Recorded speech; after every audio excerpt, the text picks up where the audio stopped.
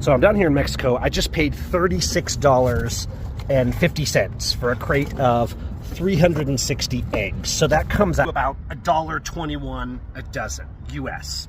Now, I thought this was a good time to talk a little bit about economics. This idea of making everything in your own country and then taxing everybody to death and pretending those taxes aren't for you sounds kind of good if you don't actually pay attention. Just like violating due process and the Constitution sounds good if it's against people you don't like, but not so good when it's against you or your family.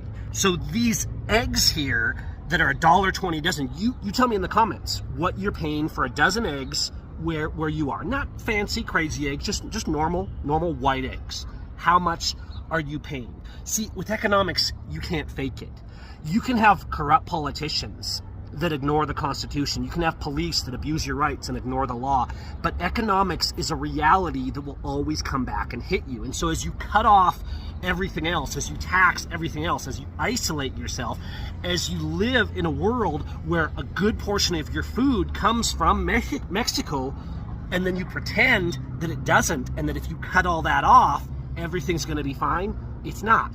Because that's economics. The problem is our politicians are using fake economics instead of real, factual, Austrian-style economics.